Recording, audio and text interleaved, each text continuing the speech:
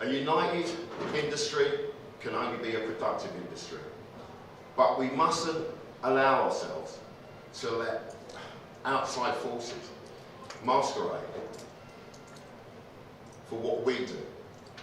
Because what we do can't be done by anybody else. Video? Yeah? Hold it.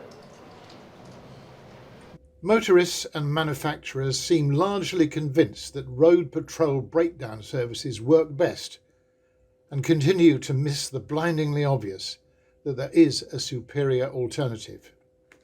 The UK's independent breakdown service providers work closely with independent recovery operators that don't just fix cars and vans, they deal with a far wider range of problem solving and have an immense heavy lift capacity that road patrol services could never contemplate. How long will it be before people see something is wrong and start to understand who the real heroes are? It is time for change. It is time to remind the world about the skill and diversity that independent recovery operators offer.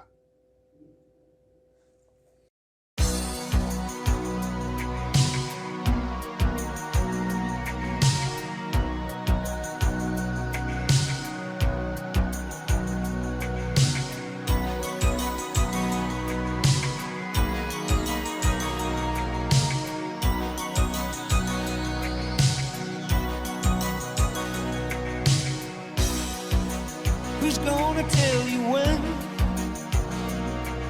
it's too late?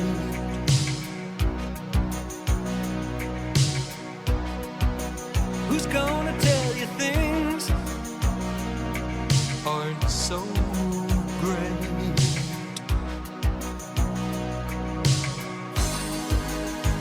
You can't go on thinking nothing's wrong. Who's gonna drive you home tonight?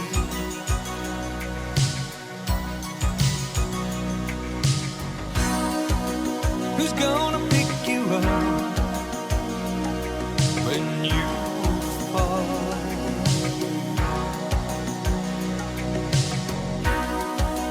Who's gonna hang it up when you call?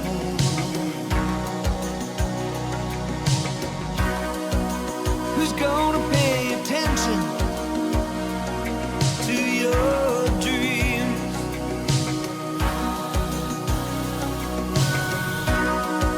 Yeah, who's gonna plug their ears when you scream?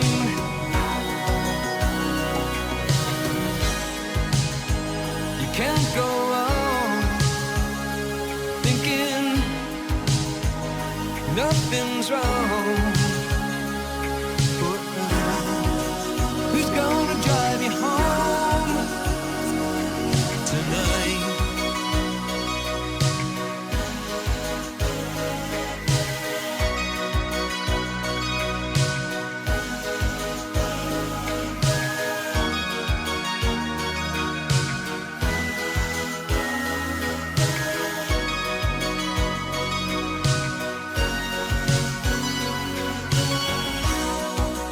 Who's gonna hold you down when you shake? Who's gonna come around when you break?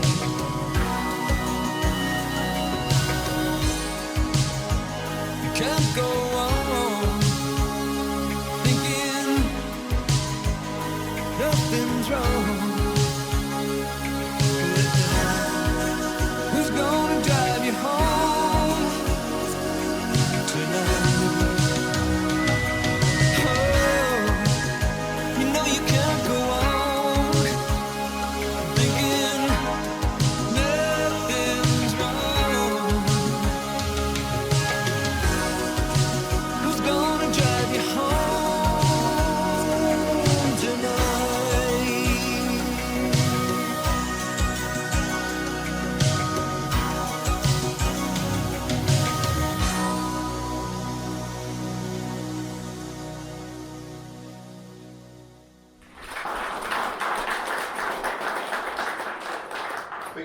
spaniel and a blow dryer, doesn't it?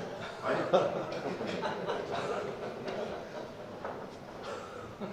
I don't know how you feel about what you've just seen, but I'm immensely proud to be part of an industry that does that. Where profile is undervalued, but in essence, we've always undervalued ourselves. And we've got to do more to raise that profile, and hopefully our collaboration with Highways England and the other emergency services that are in the room and our work providers can beat that cocker spaniel. There's a message for from someone that thinks that we can.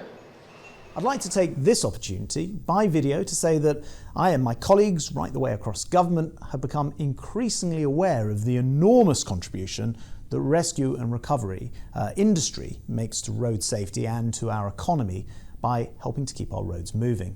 I know the likes of the AA, RAC and Green Flag are the household names for your industry, but I'm particularly aware of the vital role that the 600 or so independent operators play across the length and breadth of the UK. You're the backbone of the industry, and you do your job, often in difficult circumstances, with great professionalism. To the stranded motorists you rescue, you are, in a very real sense, the fourth emergency service. And I agree, we are. But it's not just about being fourth emergency service. We're an essential service that works together with the other emergency services.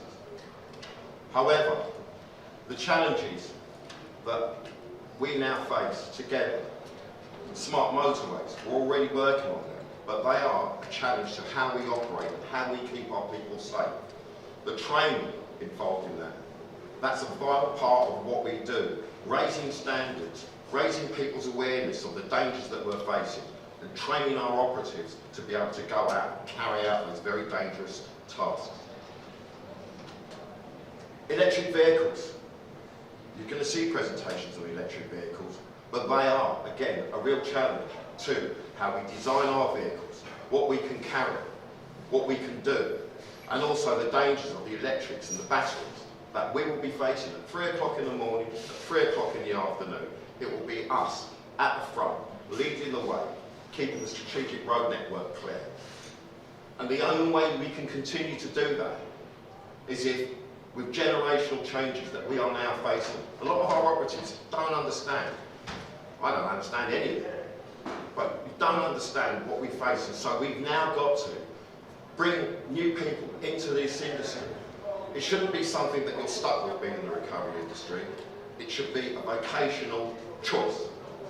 And that's why I've got someone like Nikki King here I've worked with all my life, because we'll be going into her academies and we'll be looking at bringing the recovery industry into the children, into our schools, into our colleges, show them what we do, let them see what a recovery truck is, let them see what a highways agency patrol does, but take the industry to them, and so that when they come out of school, when they come out of colleges, they'll want to be part of this great industry. We can only do that though if we start to value ourselves and if we retain the work and all the efforts that we've put in. If you look, last year, which magazine, Auto Express, What Car magazine, they all carried out surveys on best breakdown. All of them were won by people like LV, people like GEMS, people like Green Flag, who all use the independent network. No dogs, no fans, no cocker spaniels, nothing. What we do out on the roadside is what they voted, the public, is the best. And so why are we losing work out of our independent network into the private sector?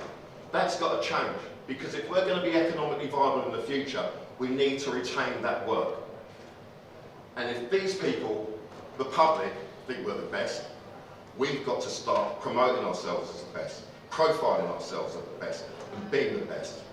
Because at the end of the day, like that video said, who at the end of the day, we don't fixate out of 10 at the roadside. We finish 1,000% of everything we go out and do. And we're the ones that take them home, and we're the ones that keep this whole strategic network, the economics of it, At the moment, you've got food shortages because transport can't get to the shops, can't get to the supermarkets. You've got medical supplies. PPE couldn't get to where it was. The essential services that kept the roads clear and did all of that stuff was us. And the more that we understand that about ourselves, and the more we profile ourselves, the better we'll be. If you look there, the continuing investment in our industry. In London, Sadiq Khan has ordered 100 electric buses. I suppose all of them are guaranteed never to break down. Some of the batteries alone on those buses weigh 4.5 tonnes. So who's going to move them when they break down? Has anyone given any thought into, as we move into electric Range Rovers and everything, the equipment, the investment and the diversity in equipment that we're going to need to use? And where's the money going to come from? If we don't keep it to ourselves, if we don't start competing with the private sector that are taking work out of the independent sector, we've got to help our independent work providers to help us. We can't point the finger because the economics are what we set them to be. And at the moment, there's more demand than there is supply. So why aren't we retaining the work? And it's a question that I want VROs to go away. I've got some of the best VROs in the country here that make up part of the Forum. And together, we've got to find a way of making sure that that work stays where it is. And if it isn't, we've got to make our independent work providers more competitive by supporting their rates and making sure that other people come up to that work standard of rate, or we don't work for them. Might sound a bit radical to you, but radical change is what's facing us. There's a war on the motorists, there's a war on us. Climate change, electric vehicles, smart motorways, we've got to face those challenges together, and we've got to start looking at doing it now. So, I thank you all for coming to PROFCon 21. I'm very proud that the strategic partnerships have been signed here, and I'm very proud that we are going to be working together, moving forward together. And in the immortal words of the Transport Secretary, I'll leave you with these words ringing in your ears. You are, in a very real sense, the fourth emergency service. The fourth emergency service. The fourth emergency service. The fourth emergency service. The fourth emergency service.